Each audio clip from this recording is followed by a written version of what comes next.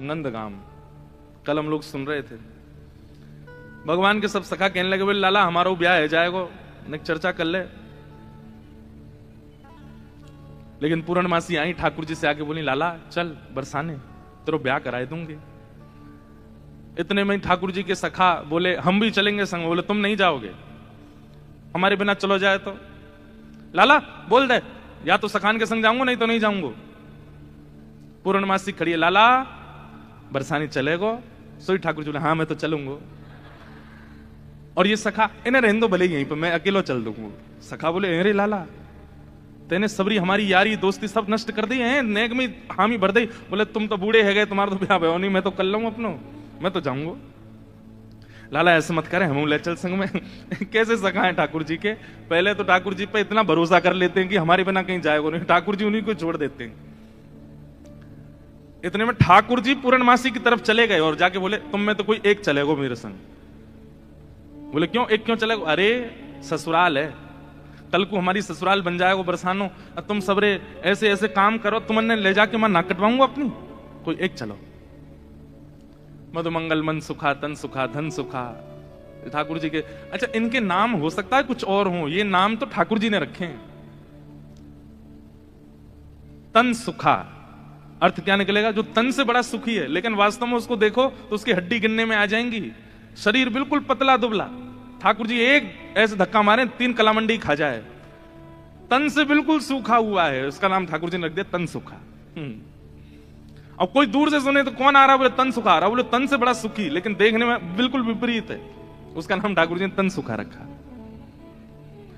एक है मन सुखा, मन से जो सुखी है, लेकिन उसको देख लो तो ऐसा लग रहा है कि रो रहा है क्या।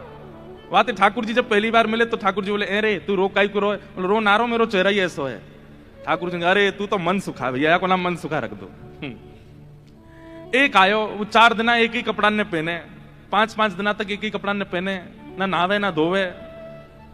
अरे तू कपड़ा ने काई गुना बदला, एक ही कपड़ा में सबरे दिना ने कर दे। बोले लाला धोवे पड़ेंगे, श्रम है जाएगो, बड़ी मेहनत होगी। ठाकुर जी बोले ऐसा कंजूस है, धन खर्च ना करो, या को नाम धन सुखा।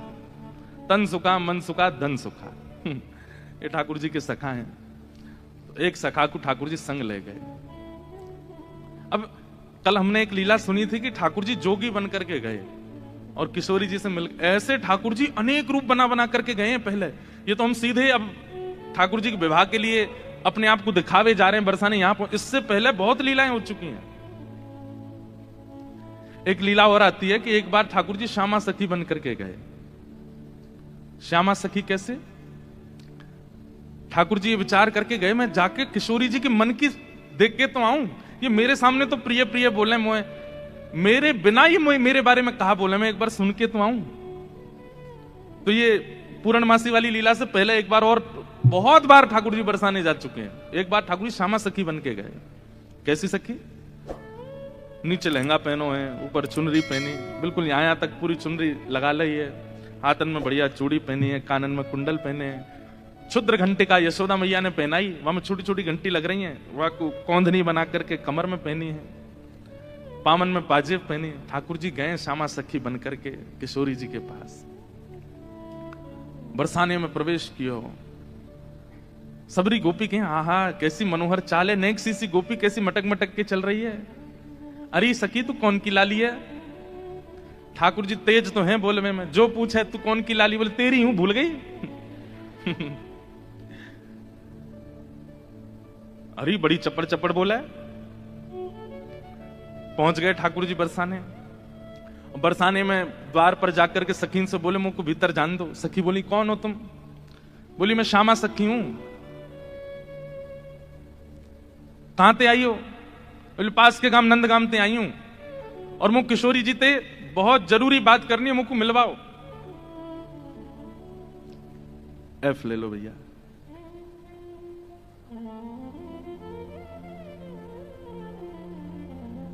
ठाकुर जी भीतर गए।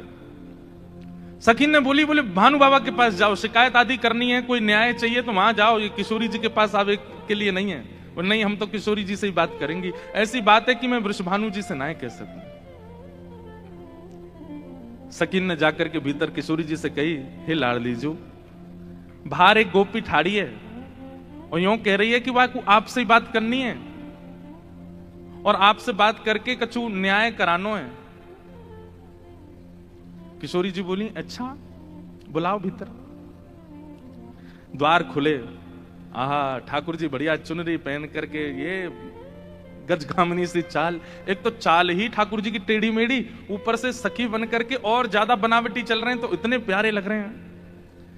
किशोरी जी सिंहासन पर विराज रही हैं और श्याम सुंदर भीतर आ रहे हैं। सब लोग ध्यान से सुनिए। जैसे ही द्वार से भीतर आनो भयो, किशोरी जी तो कहें अरे सखी या की चाल तो देख कितनी बढ़िया है। ललिता विशाखा बोली हाँ चाल तो बढ़िया है। अरे देखियो या की कमर कैसी सुंदर लग रही है। ललिता विशाखा बोली श्री जी आपको पहली बार कोई सखी पर मोहित रहते हुए देखो हमने।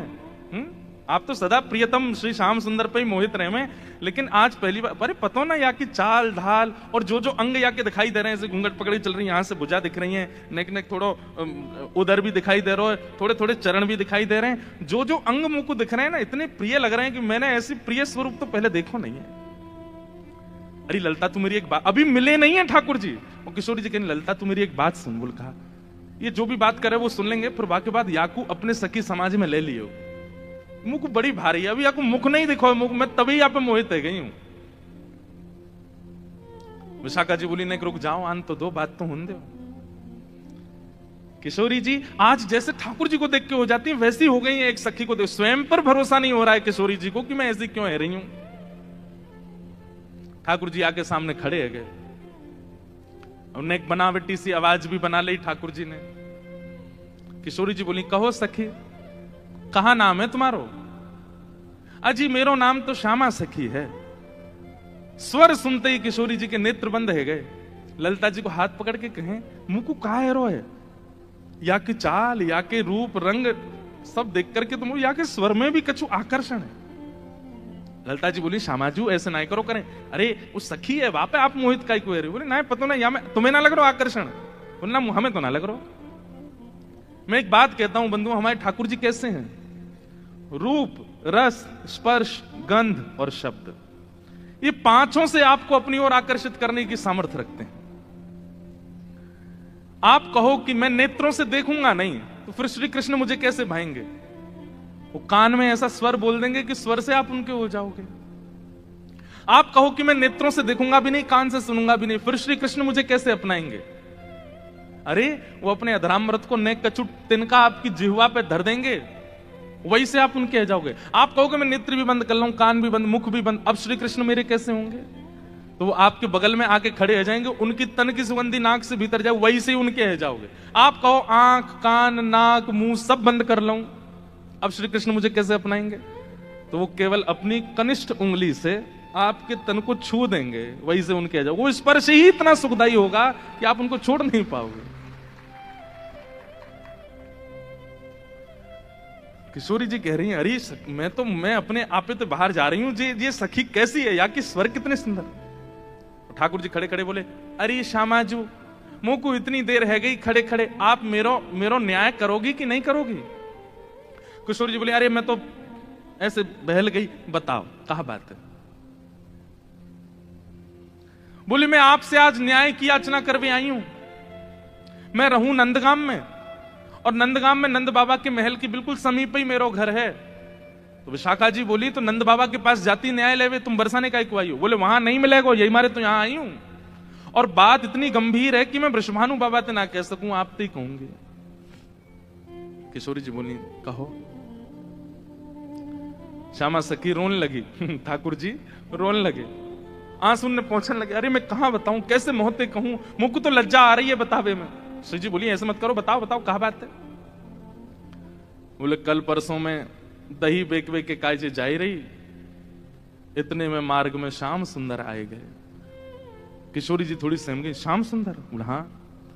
अरे तुमने उनको बड़ी प्रशंसा सुनी है, उनकी बड़ी महिमा सुनी है, पर तुम उनके अंदर की ना जानो हैं, उनमें वो आकर्षण क्यों नहीं बन पाता? किसी की निंदा नहीं है, सारे रूप अपनी जगह व्यवस्थित हैं, पूजने के अधिकारी, वंदन के अधिकारी, पर जो आकर्षण श्री कृष्ण में है वो सारे रूपों में क्यों नहीं है?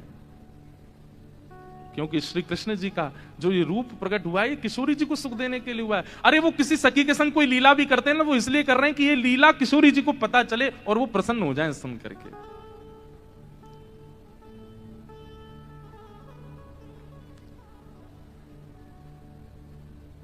मेरे सामने एक शब्द नहीं बोली उनके बारे में।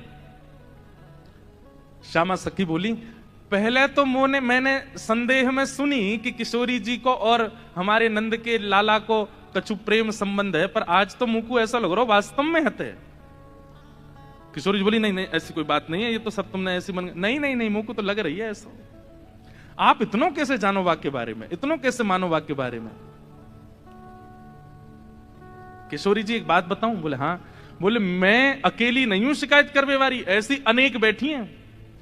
आपको ऐसा लग रहा है कि श्याम सुंदर तो केवल लीला कर रहे हैं, पर इस वक्त यही समय श्याम सुंदर कोई और सखी के संग भी ऐसी क्रिया कर रहे होंगे, वहां को मार्ग रोक रहे होंगे, वहां के हाथ पकड़ रहे होंगे, वहां की चुनरी उड़ा रहे होंगे, वहां की मटकी फोड़ रहे होंगे,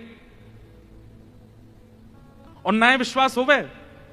आपको अगर बहुत प्रेम है तो आप श्याम सुंदर को पुकार के देख लो, यदि वो आ जाएं तो मैं मान जाऊंगी। आमेंगे ही नहीं। ठाकुर जी कह रहे हैं मैं तो सामने ही खड़ा हूं, मैं कैसे आऊंगा? किशोरी जी से कह रहे हैं ललिता विशाखा है भूल जाओ, बाकी सब बातें ने भूल जाओ। आपको प्रेम है ना श्याम सुंदर से, तो मैं आपसे शर्त लगाए के कह रही हूं, आप पुकारो, और यदि श्याम सुंदर आपके सामने आए गए तो जीवन भर आप दोनों की चाकरी करूंगी। ये श्यामा सखी को वचन है आपके लिए, बुलाए लो। किशोरी जी बोली, देख मोते मत बोले, मैं जानू, मुझको प्रबल विश्वास है कि श्याम सुंदर आ जाएंगे, मैं बस टेर लगाऊंगी और दौड़े दौड़े आवेंगे। श्यामा सखी बोली, आज है जाए, बुलाए के देख लो आ जाए कि नहीं। किशोरी जी तुरंत नेत्र बंद करके बैठी और जैसे ही अपने प्रियतम का स्मरण किया है, हो तो दासी नित्य तिहारी, हो तो दासी नित्य तिहारी, प्राणनाथ जीवन धन मेरे, प्राणनाथ जीवन धन मेरे, हो तुम पे मैं बलिहारी, हो तो दासी नित्य तिहारी, हो तो दासी नित्य तिहारी, हो तो दासी नित्य तिहारी, हो तो दासी नित्य। हमारे भारत में एक बड़े अच्छे रसिक हुए श्री हनुमान प्रसाद पोद्दार जी महाराज भाई जी, उन्होंने षोडश गीत लिखे हैं। एक गीत ठाकुर जी गा रहे हैं किशोरी जी के लिए, और दूसरा गीत किशोरी जी गा रही हैं ठाकुर जी के लिए। इतना सुंदर है, मेरा बहुत समय से मन है कि कभी मैं षोडश गीत पर चर्चा करूं। 16 गीत जो हमारे भाई जी ने गाए हैं बहुत सुंदर है। उनमें से एक गीत ये किशोरी जी गा रही हैं ठाकुर जी के लिए। क्या कह रही हैं?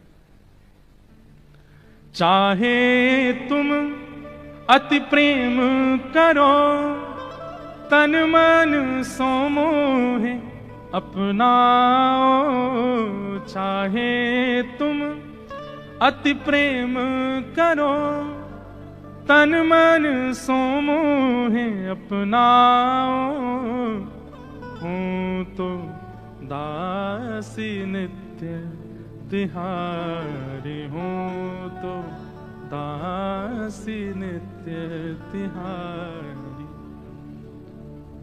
नेत्र बंद करके किशोरी जी स्मरण कर रही हैं श्याम सुंदर को, और जब कह रही हैं कि हे श्याम सुंदर मैं तो आपकी दासी हूं, जबकि ये बात गलत है। ठाकुर जी दास मानते हैं अपने आप को किशोरी जी के चरणों का, लेकिन आज किशोरी जी ने वास्तव में तो बात यह है कि जैसे ही नेत्र बंद किए हैं किशोरी जी ने और स्मरण करना प्रारंभ किया, कहां है श्याम सुंदर, कहां है मेरे प्राणनाथ, कहां है मेरे जीवन धन।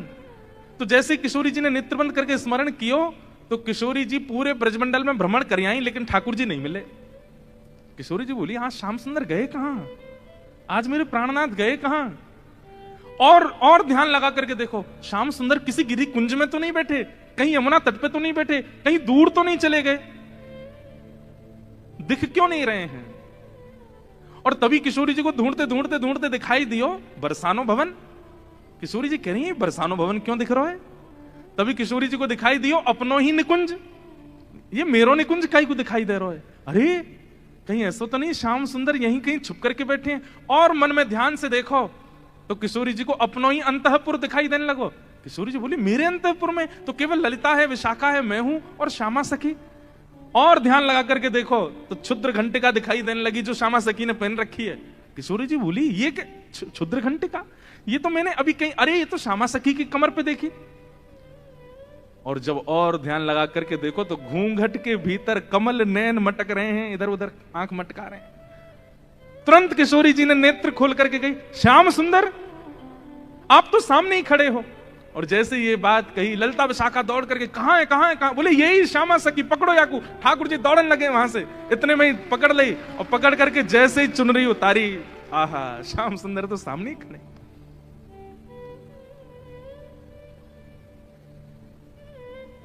कैसा प्रेम है ये प्रेम, इसको आप संसार में घटा ही नहीं सकते हो। अब तो ललिता विशाखा पकड़ करके खड़ी हैं और ठाकुर जी की ऐसी बेणी, आहा नथबेसर पहनी है नाक में, ऐसी सुंदर बिंदी लगा करके आए, काजल लंबो लंबो खींच के आए, अपने घुंघराले केशन की बढ़िया बेणी गूंथ करके जैसे कोई छोरी तैयार हुए ऐसे बन के आए। किशोरी जी बोली पकड़ के रखो अब इनको, ने रज रज के देख तो लूं आज, हैं सामने आए कि श्यामा सखी बन के अपनी बुराई कर रहे हो मुझे। अरे श्यामाजू मैं तो आपके हृदय की जानवे आयो कि आप मेरे बारे में कैसी विचारधारा रखो, मेरे बारे में आपके हृदय में कैसे भाव हैं। किशोरी जी बोली तो कहा सुनो आपने कैसे भाव हैं? बोले मुंह को ऐसा लगो करतो कि मुंह से ज्यादा प्रेम कोई ना कर सके या संसार में। पर हे श्यामाजू आज आपके प्रेम के भाव पर तो मैं भी बिक गयो, आपको प्रेम तो अटूट है। अरे आप तो ऐसी हैं कि आप बैठी कहीं भी हों लेकिन आपके चिंतन में सदा मैं विराजमान रहूं। मैं कहां जाऊं, कहां करूं, कहां खाऊं, कहां पीऊं, कैसे आऊं, आपको सब पता है। बंधुओं ये प्रेम की चरम स्थिति होती है कि आप केवल ध्यान में ही अनुभव कर लेते हैं अपने प्रेमी का। ये आज के समय में संभव नहीं है। हां इतना संभव जरूर है कि जैसे मां का प्रेम जो है ना वो तो भी शुद्ध होता है अपने पुत्र के प्रति, पुत्री के प्रति। तो पुत्र के ऊपर कोई घटना या संकट आ जाए तो मां को थोड़ा थोड़ा अनुभव होने लगता है। मां को ऐसा लगता है आज मुझे घबराहट सी हो रही है, जरा फोन करके पूछो तो बेटा कहां है। वो बेटा को फोन करती है तो पता चलता है आज स्कूटर से गिर गया है, पैर में लग गई है, पढ़ने गया है हॉस्टल में। अच्छा मुझे सुबह से ही लग रहा था कुछ तो दिक्कत है। इतना अनुभव मां को तो हो जाता है और इतना अनुभव कई कई पत्नियों को भी अपने प्रियतम का हो जाता है कि शायद कुछ गड़बड़ है थोड़ा, लेकिन इससे अधिक की स्थिति में आज के लोग नहीं जा सकते। पर श्री जी वो तो नेत्र बंद करके ध्यान करके पता कर लेती हैं कि श्याम सुंदर इस वक्त कहां है, मेरे प्रियतम कहां है। किशोरी जी ने कही आज एक काम करो, बोले कहा द्वार सब बंद कर दो, चटका नहीं लगा दो, आज जान नहीं देंगे इनको, आज यहीं बैठा हो। बड़ी श्यामा सखी बन के आई हो, इधर आओ। ठाकुर जी बोले श्यामाजू मैं आपके चरणन को पूजूं, आपसे हाथ जोड़ रहा हूं, मुझको छोड़ दो। बोल ना है आज तो याकू नई दुल्हन बना के यशोदा के पास ले चलेंगे और यशोदा जी से कहेंगे देखो हमारे गांव की एक नई दुल्हन आई है, अभी अभी ब्याह भयो, याकू आशीर्वाद दे दो। और जब यशोदा मैया अपने लाला को चिर सौभाग्यवती जब आशीर्वाद देंगे तब आवेगा आनंद। किशोरी जी आपसे हाथ जोड़ूं, पाम परूं, ऐसा मत करियो, यशोदा मैया के आगे नाक कट जाएगी मेरी, ऐसे छोरी बनो डोलूं, वो वैसी मेरे पीछे पड़ी रहे। ए लाला ने अपनी चाल सुधार, दूर से ऐसा लगा कोई गजगामनी छोरी आ रही है का। उन्हें पता चलेगी मैं लहंगा भरिया पहन के डोल रहा हूं, बहुत बहुत नाराज, उनके सामने नहीं आपके सामने आ सकूं ऐसे। किशोरी जी को इतना अच्छा लग रहा है कि आज श्याम सुंदर घबरा रहे हैं। इतना घबरा का ही करो, यहाँ पे बैठो, बगल में बैठा। सब सखी लाई किशोरी जी के बगल में ठाकुर जी को बैठाए दियो। अब श्री जी के मन में कौतिक आयो है, अरे ललिता विशाखा, ठाकुर जी को हाथ पकड़ लियो, ठाकुर जी घबरा रहे हैं, जन कहा करेंगी। नेक्स्ट सामने तो आओ ललिता विशाखा, दोनों सामने आ गई और बोली देखो हमेशा या सिंहासन पर प्रिया प्रियतम विराजमान हूं मैं, लेकिन आज दो दो प्रिया बैठी हैं, एक श्याम प्रिया एक गौर प्रिया। अब ये बताओ दोनों में सुंदर ज्यादा कौन लग रहा है? ये ज्यादा सुंदर लग रहे हैं या मैं ज्यादा सुंदर लग रही हूं? लहंगा इनने भी पहनो, मैंने भी पहनी है, बेनी मैंने भी गुथी है, इनने भी गुथी है, माथे पे बिंदा मैंने भी लगाया हो, आंखन में काजल इनके भी, मेरे भी, सब कुछ। अब तुम दोनों बताओ, हम दोनों में सुंदर ज्यादा कौन लग रहा है? श्याम सुंदर, ऐसे रो मत, मुस्कुराओ, कछु कर थोड़ी रही हूं मैं। ठाकुर जी मुस्कुराने लगे। अरे ललता, बताए दे आज सुंदर कौन है? और देखते देखते देखते अश्रु भराते हैं नेत्रों में। बोले आप ही बताओ ना, क्या करें? दोनों ही समान लग रहे हो हमको, दोनों ही एक जैसे लग रहे हो, दोनों में ये न्याय करना बड़ा मुश्किल है। ठाकुर जी आप ही कछु संकेत करो, क्या बताएं? तो जैसे ठाकुर जी ने देखी ललिता विशाखा बड़ी परेशान है गई हैं, तो पहले ठाकुर जी नेत्र बंद कर लिए और नेत्र बंद करके मानो ऐसे करके बैठ गए। बोले कि अगर तुमने इनको श्रेष्ठ बताए हो तो फिर याद रखियो, तुम बच के दिखाइयो मुझे। और फिर श्री ललिता विशाखा सोच रही भाई जीनो तो हमें श्री जी के संग है, और श्री जी की अगर हम प्रशंसा कर देंगे तो ठाकुर जी नहीं छोड़े, ठाकुर जी की कर देंगे तो फिर श्री जी कहेंगे अच्छा जाओ नंदगाम में बोरिया बिस्तर लेके जाओ, वहीं रहो, यहां नहीं रहना। अंत में ठाकुर जी से कहने लगी, बोले इशारे में ही बात हो रही है, कुछ कह नहीं रहे। बोले बताओ तो क्या करना है? अंत में ठाकुर जी को दया आ गई, और दया आके ठाकुर जी ने ऐसे इशारा किया, बोले इन्हीं की बताओ, बेसर इन्हीं की अच्छी है। बोले मेरी प्रशंसा कर दोगे मुझे सुख नहीं मिलेगा, इनकी प्रशंसा करोगे ये राजी भी आ जाएंगी, मुझे भी सुख मिलेगा। हाँ हाँ। कछु एक सरस लली की बेसर, एक सरस लली की बेसर, कछु एक सरस लली की बेसर, एक सरस लली की बेसर, कौन की अतिनी की बेसर, कौन की अतिनी की बेसर, कौन की अतिनी की बेसर, कौन की अतिनी की। अंत में ठाकुर जी ने इशारा कर दिया, बोले इन्हीं की बेसर नी की है, यूं कह दो। और ललिता विशाखा बोली कछु नेक सरस, ये नहीं स्पष्ट बोला कि श्री जी की बेसर, श्री जी को श्रृंगार ज्यादा सुंदर है।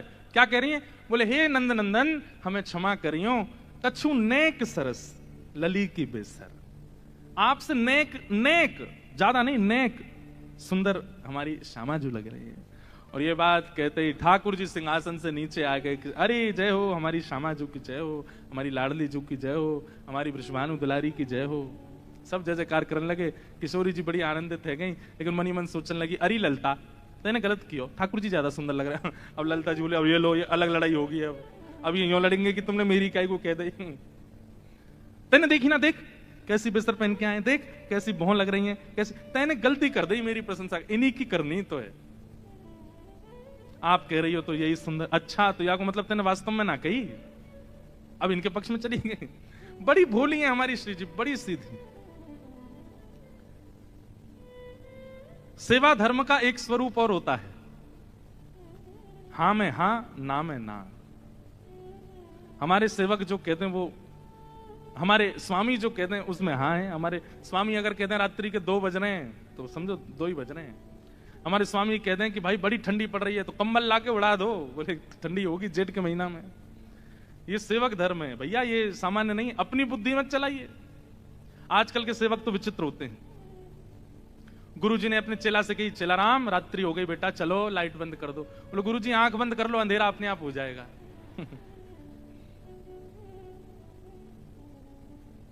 चेला राम देखो तो सही बाहर बारिश हो रही है कि नहीं। गुरुजी अभी बिल्ली आई थी तो पाम में पानी नहीं था, इसका मतलब बारिश नहीं हो रही है। इतने आलसी।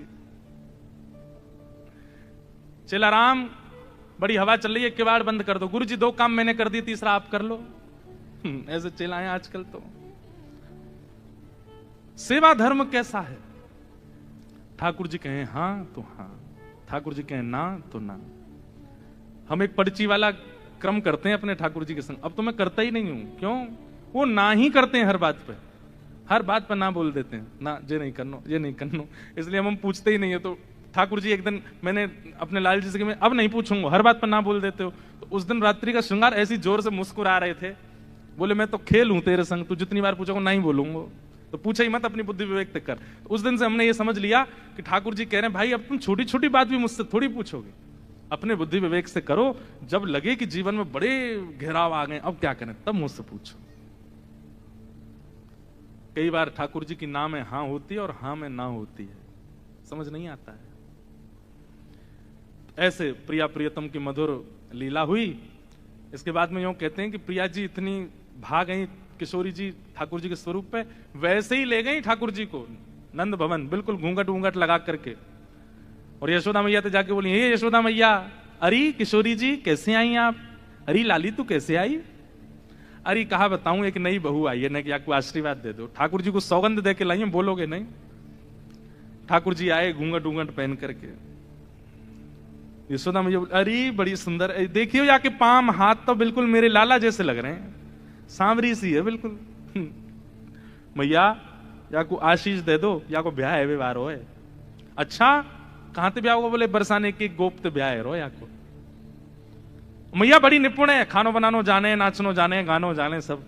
यशोदा मैया बोली, अच्छा लेकिन नाच के दिखाइयो। घूंघट में ठाकुर जी नाच रहे हैं यशोदा मैया के आगे। मैया बोली, अरे तू बड़ी विलंब ते मिली मोए, किशोरी ते पहले मिल गई होती, तेरो ही ब्याह कराती अपने लाला ते। ऐसी सुंदर। ठाकुर जी ने अंत में जैसे ही मुखमंडल ऊपर किया, अरे बजमारे तू कहां से आए यहाँ पे? अरे मैया मैं कहा बताऊं, ये सब ऐसी लीला करें मेरे संग, ऐसा आनंद करें। यशोदा मैया बोली, अरे श्यामाजू गलती तो छोरा है गो, या लक्षण सब छोरी कैसे हैं? केवल नाम को छोरा है, बाकी खान पान पहन चाल वाल सब छोरी किसी आके। अच्छा ये सब है नहीं, वास्तविक नहीं है ये सब। ठाकुर जी सबको मोहित करने के लिए करते हैं। नहीं, वही मथुरा आ जाते हैं और जब द्वारिका आते हैं थर थर कांपते हैं राजा। पौरुष है ठाकुर जी में, ठाकुर जी का ऐश्वर्य है, लेकिन व्रज वृंदावन से इतना प्रेम है, ठाकुर जी ने सबको छुपा रखा है, किसी को प्रकट नहीं होने देते। अरे वंशी बजाते हैं बस, मधुर लीला करते हैं, ये क्यों? प्रेम, बहुत प्रेम है ठाकुर जी को ब्रजवासियों से। तो ठाकुर जी आज पूर्णमासी के साथ बरसाने गए। बरसाने जैसे ही गए, सब अटारियों पर सखियां खड़ी हो गई, सब खड़े होकर के देख रही हैं, आहा रूप तो सुंदर है, कारो है लेकिन सुंदर तो लगे, चाल देखो चाल कितनी अच्छी है। ये कीर्ति मैया ने योजना इसलिए बनवाई ताकि सब बरसाने के लोग प्रिया जी की विवाह में राजी हो जाएं ठाकुर जी के प्रति। सब इतने राजी है गए, मैया को तो मनो राजी है जाए, पर सब इतने राजी है गए कि अपनी अपनी छोरी ने सजा धजा के लिए आए, यंते ब्याह जाए इनको। भीतर गए, बड़ी अद्भुत लीला, बड़ी विस्तृत लीला है। और उसके बाद सब सखियां ठाकुर जी को कुछ कहती हैं और उनका प्रत्युत्तर मधुमंगल देता है, ऐसा नहीं ऐसा, ऐसा नहीं ऐसा। अंत में प्रिया जी आई, प्रिया जी को देख करके ठाकुर जी मोहित है गए। और वहां कल किशोरी जी की गोद भराई, भाई आज यहां ठाकुर जी को टीको कर दियो। मैया ने कही, लाला अब तू तैयारी कर ले, अब तुम्हारा ब्याह करेंगे काव दिन। और ऐसे करके दोनों के ब्याह पक्का भय। बड़ी लीलाएं हुई, सब लीलाओं का तो विस्तार है। मूल रूप में ये बात क्या है, ये कथाएं कौन सुन रही हैं? 16,100 राजकुमारियां सुन रही हैं। कृष्ण विरह में विरही वो राजकुमारियां सुन रही हैं और श्री उद्धव जी सुना रहे हैं। और श्री उद्धव जी के मुख से ये भाव सुनकर के उनके नेत्रों से अश्रुपात हो रहे हैं। कृष्ण विरह कम लगने लगा, कृष्ण विरह फीका लगने लगा। अब तो ब्रजवासियों का प्रेम भाव वही नेत्रों से छलक रहा है। अब उद्धव जी महाराज पूछते हैं, आप सबकी अब इच्छा क्या है? कृष्ण चाहिए? बोले कृष्ण नहीं चाहिए, अब तो हमको किशोरी जी के चरणार विंद चाहिए, अब तो इन ब्रजवासियों के चरणार विंद चाहिए, या ब्रज में अखंड वास मिल जाए, बस हमें यही चाहिए और कुछ नहीं चाहिए। ऐसी भावना है। इन सब भावों के साथ बड़ी लीलाएं सब सुना रहे हैं। आज कथा का यहाँ विश्राम हो रहा है। हम गांधी धाम वैसे तो आते रहते हैं हर साल ही, और इस बार तो 2 बार आना हो गया है। अप्रैल में भी आए, अभी भी आए। आपकी इच्छा तो रहती है, हमारी भी इच्छा बार बार यहाँ आने की होती रहती है। अच्छा लगता है, इतने वैष्णव भक्त वृंद एक साथ कथा रस श्रवण करने के लिए एकजुट होते हैं। वो बात अलग है कि कीर्तन संकीर्तन में बोलते नहीं है कुछ भी, पद पदावलियां तो गानी चाहिए पीछे, लेकिन सबका अपना अपना स्वभाव स्वरूप होता है। लेकिन आप सब लोग बड़े भाव से कथा श्रवण करते हैं। हमारी ऐसी भावना, आप रहें गांधी धाम में, तन आपका गांधी धाम में रहे, पर मन में श्री वृंदावन आ जाए। मन में श्री वृंदावन रहे। बंधुओं, ये लीलाएं बड़ी गुप्त हैं, बड़ी गोपनीय लीलाएं हैं। इन लीलाओं का ज्यादा उजागर मत कीजिएगा, बस चित्त में धारण कर लीजिए। जब कभी लगे बड़ी टेंशन आ गई है, उथल पुथल हो रही है संसार में, एकांत में बैठ जाइएगा अपने ठाकुर जी के पास, किवाड़ बंद कर लीजिएगा और मधुर नेत्र बंद करके ठाकुर जी को चित्त में फिर इन लीलाओं का चिंतन करना। कैसे ठाकुर जी श्यामा सखी बन के जाते हैं, कैसे ठाकुर जी मयूर बिहारी बन के जाते हैं, कैसे ठाकुर जी जोगी बन के जाते हैं, क्या क्या